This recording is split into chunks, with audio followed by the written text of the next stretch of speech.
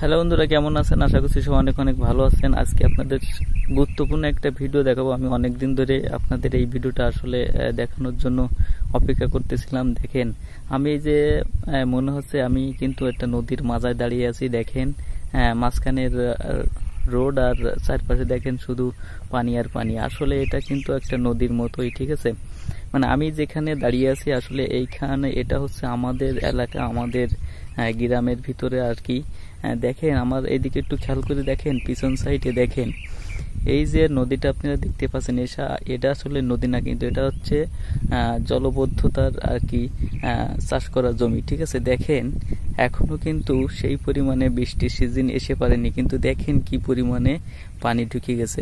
মানে এটা কিন্তু একটা বড় ঘের করে একটা ব্যক্তি, সে মালিকানাধীন, সেইভাবে কিন্তু সবাইকে আর কি বছর শেষে একটা টাকা দেয় আর কি, সে মাছ চাষ করে নেয়। দেখেন তো তাদের এই অবস্থাটা দেখেন, তারা কিভাবে পানি ঢুকাইয়া দেখেন পুরো বন্যা করে ফেলেছে। আমি আসলে বাড়ি আসছি, সেদিন দেখি আমি তো অবাক হয়ে গেছি। আবার কারো কারো কিন্তু উঠানে জল উঠে গেছে, ঠিক আছে। এরকম কিন্তু প্রতি বছর আমরা এরকম জলবদ্ধতার শিকার হই। এই সাইডে আমি দেখাবো, দেখেন পিছন সাইডেও দেখেন এর কোনো কিন্তু কুল কিনারা খুঁজে পাবেন না। দেখেন যে পরিমাণে পানি দেখেন কি অবস্থা, জলবদ্ধতার শিকার হই। মানে প্রতি বছর আমরা এরকম হয়রানি হই। আর মনে করেন কৃষি তো মরে যাচ্ছে দিন দিন। এই সব জমিগুলোতে কিন্তু আসলে কৃষি চাষ হয় না, ঠিক আছে। প্রতি বছর এইভাবে ফেলানো থাকে। বিভিন্ন ধরনের মনে করেন যে অসুবিধার ভিতরে কিন্তু আমরা থাকি সবসময়। দেখেন আমি কিন্তু একদম সেই বিলের মাঝখানে ভেরির পরে দাঁড়িয়ে আছি। দেখেন ভিডিওটা আপনারা একটু শেয়ার করে দেবেন, যাতে আসলে আমাদের এই দুর্দশা থেকে কেউ যেন একটু রক্ষা করতে পারে।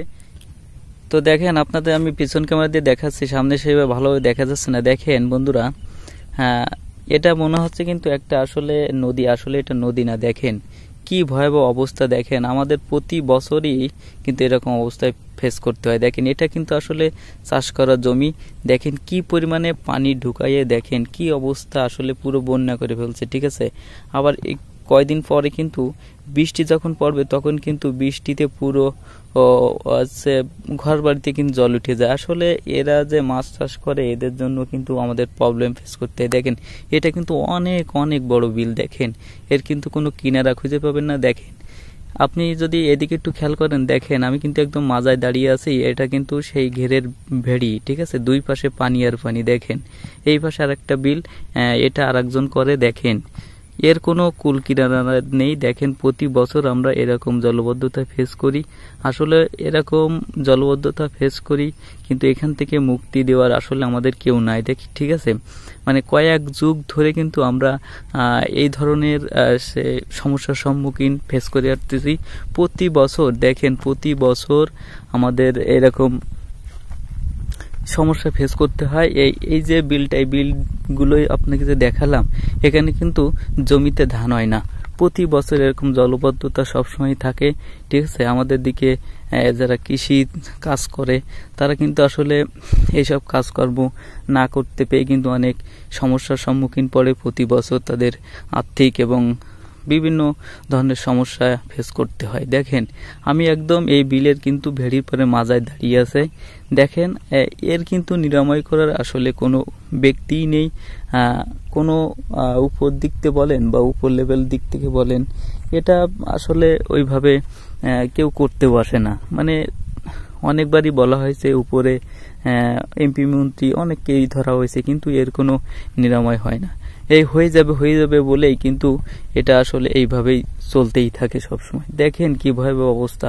তাই ভিডিওটা যদি একটু আপনাদের মন থেকে ভালো লেগে থাকে, যে শেয়ার করে এমন একজনের কাছে পৌঁছে দেবেন, যাতে এই যে 96 এলাকা মনিরামপুরের ভিতরে জন্য এইটা দ্রুতই এই যে জল নিষ্কাশনের ভবদাহ যে আমাদের গেটটা আছে, মেইন গেট, এই গেটটার জন্য সুন্দরভাবে পরিষ্কার করার ব্যবস্থা নেই।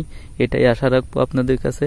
আপনারা একটু প্লিজ শেয়ার করে একটু এমন ব্যক্তির কাছে পৌঁছে দেবেন উপর লেভেলে, যারা যেন এই যে মনিরামপুরের ভিতরে 96 এলাকাবাসীর দিকে যেন একটু তাকায়। এর প্রতি বছরই এই ভোগান্তি ভুগতে হয় আমাদের। এই জন্য আপনাদের কাছে একটা রিকোয়েস্ট থাকবে, আপনারা একটু দয়া করে শেয়ার করে সবাইকে একটু দেখার সুযোগ করে দেবেন, এবং এটা এমন একটা ব্যক্তির হাতে পড়ুক তারা জন্য এই মনিরামপুর যশোর জেলার ভিতরে মনিরামপুরটার যে 96 এলাকার জন্য এই জলবদ্ধতা দ্রুত নিষ্কাশনের ব্যবস্থা করে। ধন্যবাদ সবাইকে।